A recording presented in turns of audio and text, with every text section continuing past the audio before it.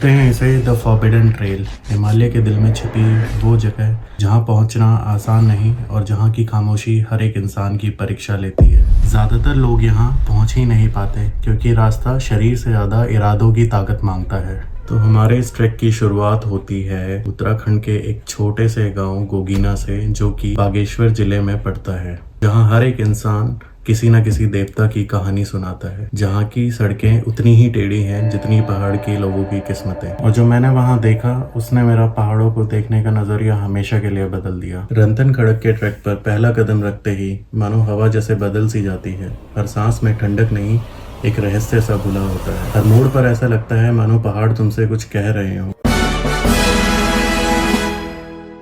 और I'll show you some of our preparations for the trek। हमने निकाल रखे हैं ट्रैक पे जाने के लिए ट्रैकिंग बैग, ये हमारे sleeping bags, mattresses, mat, basically sleeping mat, tent, stove, ponchos, सब ब्यूटेन यूनिट्स, क्योंकि हम ट्रैक पे खुद ही अपना खाना बनाने वाले हैं, जो कि जनरली हम करते हैं। Actually we are travelling since last 10 years, we have done a lot of treks, but video नहीं बनाई, कभी वीडियो बनाई है बट कभी ब्लॉगिंग नहीं करी। सो या it's a start and some more. हम अभी कहाँ से निकल रहे हैं? सोमेश्वर से। सोमेश्वर पहुँचे थे हम 2 बजे, 2 बजने में 10-15 मिनट थे, मतलब नहीं 1:30 हम सोमेश्वर पहुँच गए थे।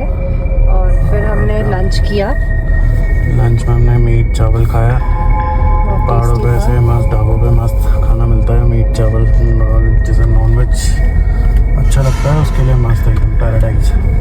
बाकी हमने मेडिसिन वगैरह भी ले लिए ट्रैक के लिए, जो ज़रूरी होती है, वॉलिनी स्प्रे। तो अभी हम लोग पहुंच गए हैं स्वराल। मैडम जी को भूख लग रही थी तो हमने कहा यहाँ पे रुक जाते हैं और खाना खाते हैं, पहाड़ी ऑथेंटिक पहाड़ी खाना।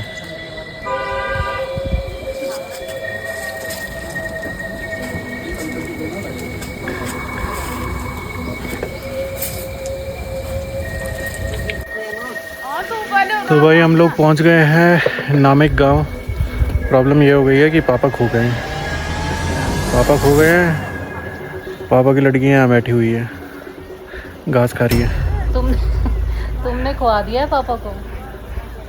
मतलब यार लोगों के बच्चे गुम होते हैं, हमारे पापा गुम हो गए हैं ट्रक पे, देख रहे हो। खैर ये रहा पीछे मेरे पूरा नामिक गांव। मैं आपको दिखाता हूँ कि हम लोग आ कहाँ से रहे हैं। तो अब हम पहुँचने वाले हैं। These are some final few steps to our destination. हमने आज ऑलमोस्ट 19 किलोमीटर ट्रैक किया है। It was a tiring day. Morning 4 बजे से, सुबह 4 बजे से हम लोगों ने शाम के 3:30 हो गए हैं। So almost 12 hours of continuous trekking and 19 kilometres, that's too in the mountains. So you can imagine, I mean, how much effort it takes. But हमें मज़ा आता है ये करने में। Tired legs, heart full of memories. कुछ नए दोस्त बनाए जो हमारे साथ गए थे, अभी इंट्रोड्यूस कराएंगे। सो या दैट्स इट। ये हम वापस अपने डेस्टिनेशन पे पहुंच गए हैं। अब हम यहाँ से अपनी कार लेंगे जो कि आगे खड़ी है, मैं आपको दिखाता हूँ। पूरी अपनी गाड़ी, सामान पैक करेंगे और यहाँ से लंबी ड्राइव है। अभी देखते हैं रात तक हम कहाँ तक पहुँच पाते हैं, बाकी आपको आगे अपडेट करते रहेंगे। तो सुबह के 9:40 हो चुके हैं और हम सब लोग अपने बैग्स, टेंट, सब कुछ पैक कर चुके हैं। क्या नाम था? राजगीर गाड़ी। कल रात हम लोग यहाँ राजगीर गाड़ी में रुके थे। अब यहाँ से स्टार्ट कर रहे हैं। आज का हमारा स्टॉप होगा थाला टॉक। देखते हैं कितने बजे तक पहुँचते हैं वहाँ पे। ये पापा बैग लेके जा रहे हैं। Rahul all set? चलो। वो हमारे गाइड भैया, बाकी 2 लोग वहाँ चले गए हैं ऊपर। तो हम लोग भी निकलते हैं, फिर बीच में आपको दिखाते हैं।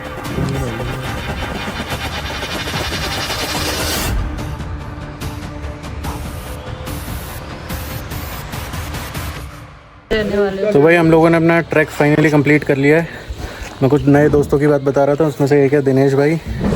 आ जाओ यार नरेंद्र भाई। ये नरेंद्र भाई हैं, इन दोनों ने हमारा हमारे साथ ट्रैक पे गए थे, काफ़ी सपोर्ट किया, हर एक पूरा ख्याल रखा हमारा, खाने पीने से लेकर पानी से लेकर हर एक चीज़। हाँ, कुछ नहीं करने दिया। पहला ट्रैक ऐसा था जिसमें हमने कुछ नहीं किया। हाँ लिटरली, अदरवाइज हम पानी लाते थे, हम खाना बनाते थे, सब चीज़ हम गाइड वगैरह लेके जाते भी थे, पोर्टर वगैरह, तो उसका ख्याल हमें रखना पड़ता था। ये पहली बार ऐसा हुआ है कि इन भाइयों ने हमारा अच्छे से ख्याल रखा है। हर एक चीज़ बताई है, लोकल चीज़ें, कहानियाँ, यहाँ का कल्चर, हर एक चीज़। इनके नंबर मैं आपको कांटेक्ट में दे दूँगा डिस्क्रिप्शन में, आप इनको डायरेक्टली कांटेक्ट कर सकते हैं। और जब भी आप आएँ प्लान करें, और मैं आपको लोकेशंस दूंगा कि आपको डायरेक्टली कहाँ पे आना है, वो सारी चीज़ें। और इन दोनों भाइयों के मैं कांटेक्ट नंबर शेयर कर दूँगा। ठीक है सर, थैंक यू यार।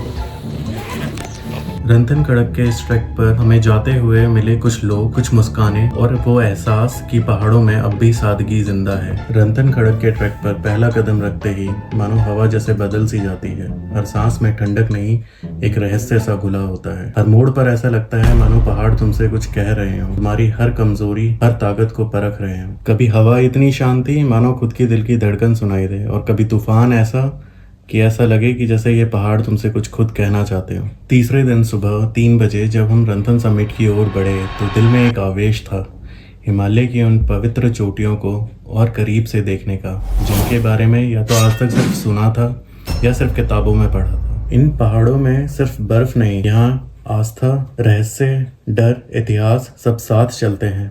कहते हैं इन पहाड़ों को चहल पहल पसंद नहीं, शायद इसलिए यह जगह अब भी उतनी ही पवित्र है जितनी सदियों पहले थी। हर मोड़ पर ऐसा लग रहा था जैसे मानो ये पहाड़ मुझसे कुछ कह रहे हो कि बस रुक जा, देख, महसूस कर। और जब मैं उस आखिरी समिट पर पहुंचा तो सामने जो नजारा था उसने मानो मुझे मौन कर दिया था। शायद शब्द कम पड़ जाएं, लेकिन उस पल में कुछ समझ आया कि इन पहाड़ों की असली खूबसूरती तस्वीरों में नहीं, उस शांति में है जो वहाँ महसूस होती है। मैंने इस ट्रैक से सीखा कि हर एक ऊंचाई जीतने के लिए नहीं होती, कुछ ऊंचाई सिर्फ महसूस करने के लिए होती है। रंथनखड़क के इस ट्रैक ने मुझे कुछ सिखाया कि प्रकृति से बड़ा कोई मंदिर नहीं, और शांति पाने के लिए कहीं दूर जाना नहीं पड़ता, सिर्फ सुनना पड़ता है, रुकना पड़ता है, महसूस करना पड़ता है।